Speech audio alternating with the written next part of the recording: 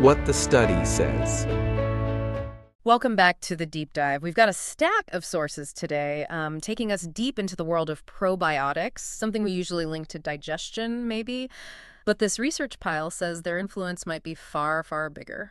That's absolutely right. For years, it was mostly about gut health, maybe helping with occasional digestive upset. But the studies you've pulled together here, they dive into how these tiny microbes might connect with things like, well, brain aging, athletic performance, immunity. Even metabolic health, it looks like. Exactly. It really is like peeling back layers on something we thought was simple and finding this whole complex landscape underneath.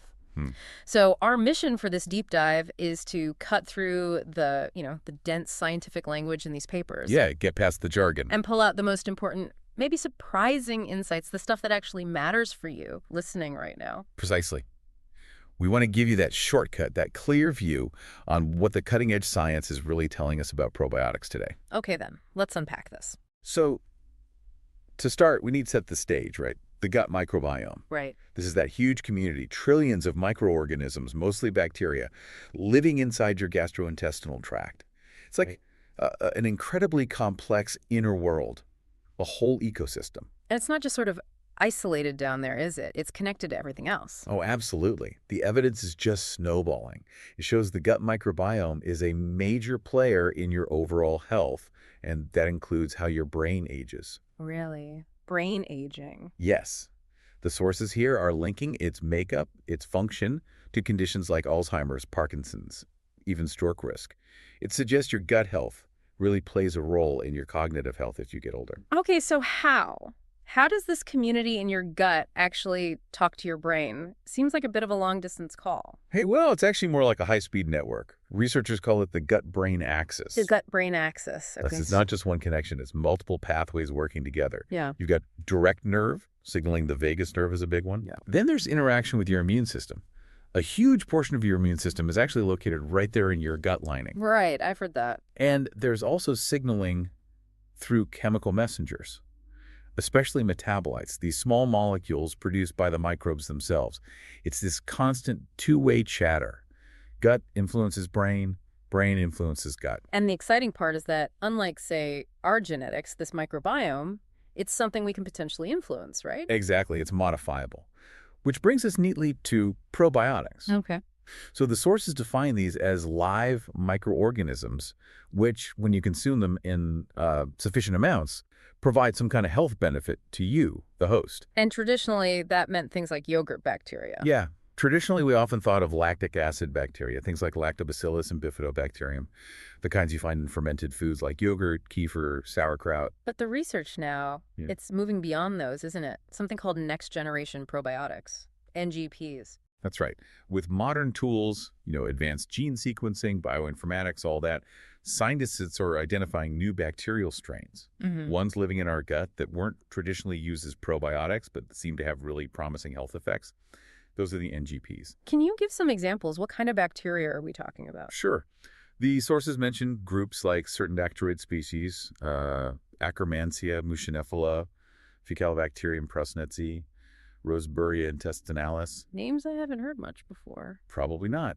Many of these are bacteria we know are important residents in a healthy gut, but now researchers are pinpointing their specific functions and potential therapeutic uses. Interesting. And because they're being identified for specific health benefits, some of these NGPs, well, they might end up being regulated more like drugs down the line, not just supplements. Okay, that's a whole other layer. So how do these microbes, whether traditional or next-gen, actually do all this stuff? What are the main ways they work, according to these studies? Well, there seem to be several key mechanisms.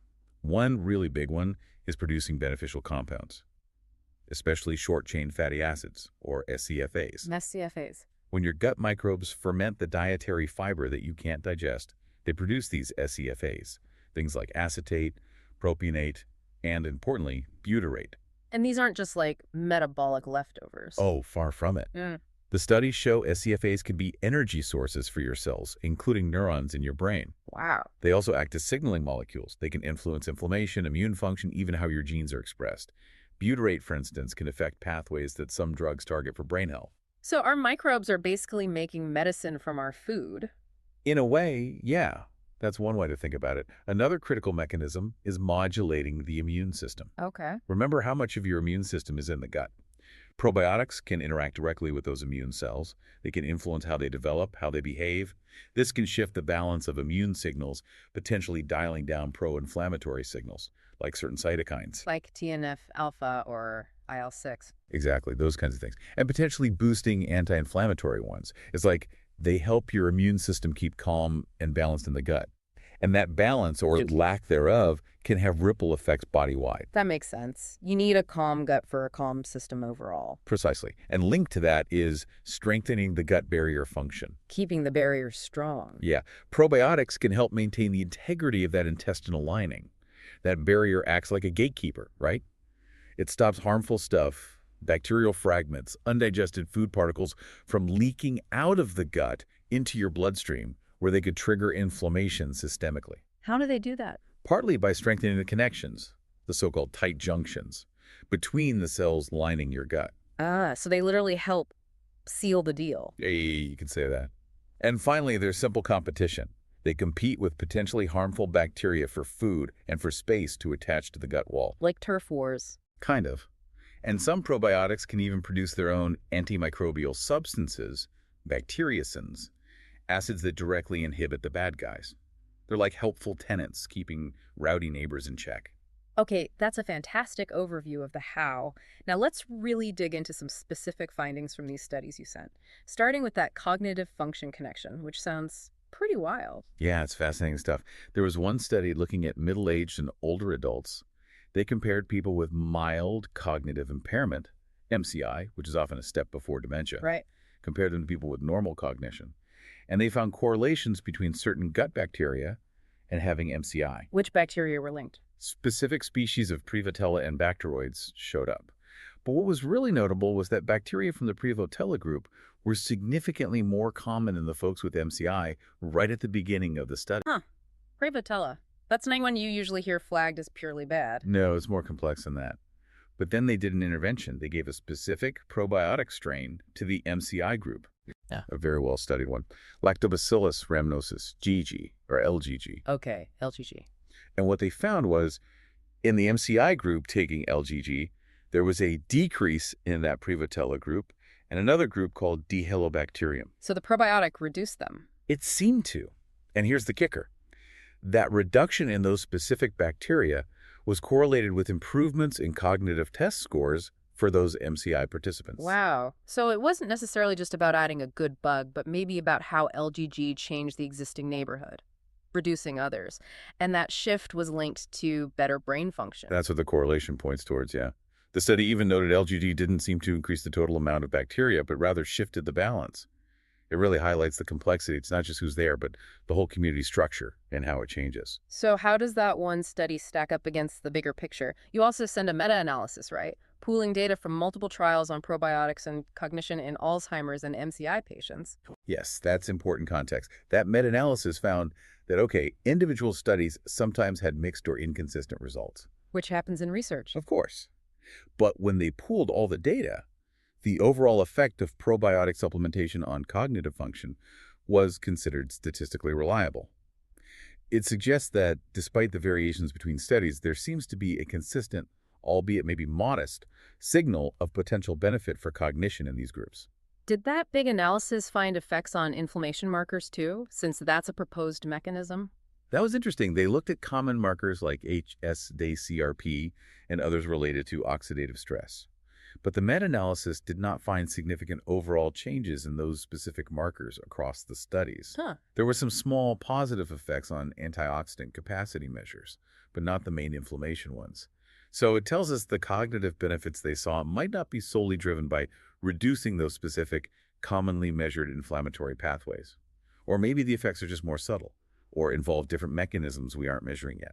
Okay, interesting. Let's shift gears completely now, from the brain down to the body, specifically athletes. How does the research connect probiotics to immunity and maybe physical performance? Yeah, this is another active area. The sources point out that regular physical activity, especially the kind athletes do, seems to be linked to a healthier gut microbiome in general. often higher diversity, more beneficial species compared to sedentary folks. So exercise helps your microbes, and maybe the microbes help your exercise. That's the idea. And the research on giving probiotics to athletes focuses on a few specific areas. One big one is trying to reduce the risk or severity of colds, upper respiratory tract infections, URTIs. Which athletes can get more often sometimes, right? Because of the intense training stress. Exactly. That intense training can temporarily suppress the immune system.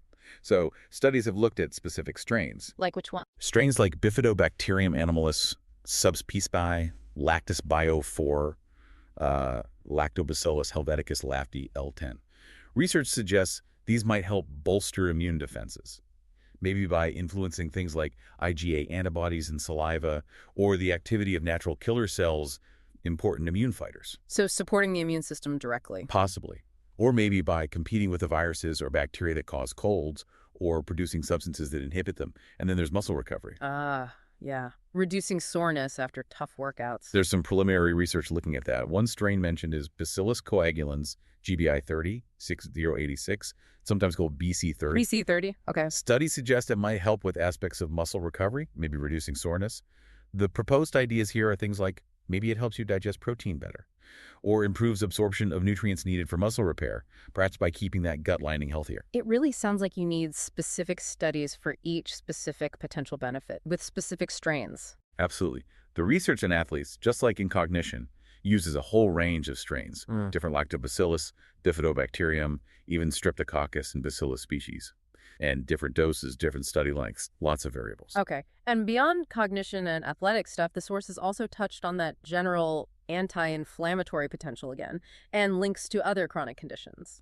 Yes, that idea that probiotics might help modulate inflammation keeps coming up across different areas. For instance, in type 2 diabetes. Some studies suggest that using probiotics or symbiotics... Symbiotics, that's probiotics plus prebiotics, they're food, right? Exactly. Using those may help improve markers like HbA1c. That's a measure of long-term blood sugar control. And maybe reduce inflammatory markers like IL-6 or TNF-alpha. Although it's worth noting, effects on fasting blood sugar itself haven't always been significant in these studies. So potential benefits, but maybe not on every single marker. What about connections to things like heart health or neurological conditions like Parkinson's? The sources definitely touch on that emerging understanding. Gut microbes influencing cardiovascular health. Some studies are linking specific bacteria, like Faecalibacterium and Rosaburia, to better heart health indicators. Interesting. And for Parkinson's disease, there's a lot of interest in the link between gut dysbiosis and imbalance in the gut microbes and the inflammation that might play a role in the disease progressing. But again, this is complex, ongoing research. Interventions with specific probiotics and disease models sometimes yield inconsistent results. And stress. Any links there? Yeah, some studies suggest certain strains might help buffer the stress response, maybe reducing cortisol levels. But like other areas, the results can vary quite a bit depending on the specific strain and the study design. Okay. So we've seen these potential connections across a really surprising range of health areas. Given all this detail, all these different strains and effects, what are the most crucial practical takeaways, the nuances someone needs to grasp from all this research? I think the absolute number one critical takeaway hammered home in these sources is that probiotic effects are highly strain-specific. Strain-specific. Meaning you absolutely cannot assume that because one study showed, say, Lactobacillus rhamnosus GG did something for cognition, that any product labeled lactobacillus or even a different strain of Lactobacillus rhamnosus will do the same thing. It doesn't work like that. Got it. It's not the family name, it's the specific individual. Precisely. That's why researchers are so careful to specify the exact strain, often with letters and numbers like LGG or BC30. That specific strain matters. Okay, huge point. What else? Dosage is also key. Remember the definition. Adequate amounts are needed for a health benefit. But what's adequate? Well, that's the tricky part. It likely varies by strain and what you're aiming for.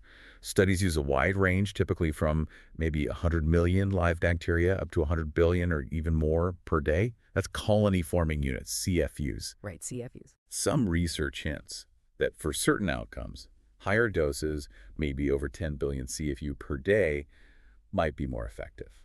But it really depends. There's no single magic number. Okay, strain, dose. What about safety? Are these things always safe? Generally, for most healthy people, probiotics have an excellent safety record. They're usually very well tolerated. Yeah. However, the sources are rightly cautious here. They highlight potential risks, particularly for certain vulnerable groups. Like who? We're talking very young infants, people who are severely immunocompromised, maybe due to illness or medication, or patients who are critically ill, perhaps in intensive care. Okay. In these specific situations, there's a very small but real theoretical risk that the live bacteria could cross the gut barrier and potentially cause a systemic infection. It's rare, but it's a consideration. So definitely not for everyone without thinking about it. Absolutely. Caution and definitely talking to a healthcare professional are vital for anyone in those vulnerable groups or anyone with serious underlying health issues. And the regulation around these products, it still seems like a bit of a Wild West depending on where you live. It really does vary significantly from country to country. And there's a clear call in the research we looked at for more standardized, high-quality clinical trials that clearly report the specific strains used, the exact dosages, how long the study lasted. That consistency would make it much easier for everyone, researchers, doctors, and you, to figure out which products might actually offer proven benefits for specific things. Makes sense. Now, the sources also briefly mention a couple of related terms, Symbiotics and Postbiotics. Can you quickly explain those? Sure, symbiotics are basically combination products. They contain both probiotics, the live bacteria, and prebiotics. Prebiotics being the food for the good bacteria, like fiber. Exactly. Things like inulin or FOS. The idea is that the prebiotic helps the probiotics survive the journey through your gut and maybe thrive once it gets there. Yeah. Some studies suggest these combos might be more effective than either probiotics or prebiotics alone for certain things. Okay. And then postbiotics and Yeah. paraprobiotics. Those sound newer. They are gaining more attention. Postbiotics aren't the live bacteria themselves. They're rather the beneficial substances produced by the bacteria during fermentation. Think of those SCFAs we talked about, or enzymes, peptides, bits of cell wall. So the beneficial byproducts. Right. And paraprobiotics are specifically inactivated or non-viable bacterial cells, basically, dead bacteria or fragments of them. Dead bacteria, can they still do anything? Surprisingly, yes. The research is showing that even these non-living bacterial components or their metabolites can have health benefits, sometimes similar to the live probiotics. They can interact with our immune cells or gut lining cells. Huh. Why the interest in non-living versions? Well, partly it relates back to safety. For those vulnerable populations where live bacteria might pose a theoretical risk, using these non-viable components or metabolites could offer a potentially safer alternative while still providing some benefits. The sources mentioned examples like heat-killed bacteria helping with constipation or bacterial metabolites having antioxidant effects. Fascinating. Okay, let's try and bring this all together.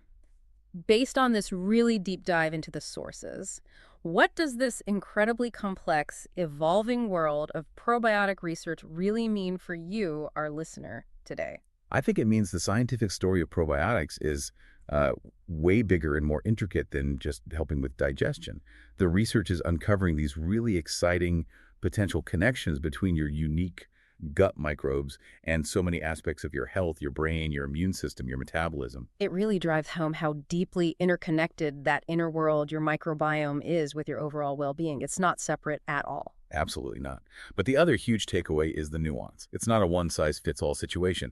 The specific bacterial strain, the dose you take, how long you take it, so all these details seem critically important for whether you might see a specific benefit. You can't just grab any bottle off the shelf and expect magic. And even with all this potential shown in the research, especially with things like NGPs and understanding these mechanisms, the science is very much still unfolding, isn't it? Oh, definitely. It's a rapidly evolving field. And as we always emphasize, this deep dive is about understanding the research landscape. It's not medical advice. Right. Given how strain-specific the benefits seem to be, and those potential safety notes for certain individuals, it is always a good idea to talk to your doctor or another qualified healthcare professional before starting any new supplement. And that includes probiotics. Especially if you have existing health conditions or you're taking other medications, they can help you figure out if any of this research might actually be relevant and appropriate for your personal health situation.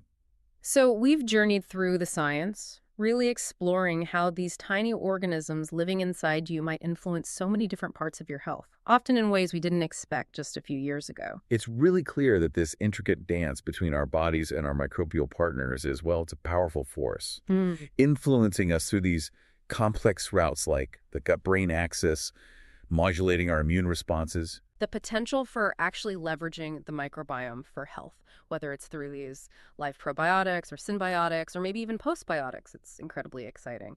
But it also really underscores just how much more we need to learn through good, solid research. Exactly. And here's where it gets really interesting to think about. If our gut microbiome is truly as unique as our fingerprint, as individual as we are, could the ultimate key to unlocking all these diverse, strain-specific health benefits we've been talking about lie in developing and implementing truly personalized microbial interventions? Therapies tailored specifically to your unique inner ecosystem and your individual health goals.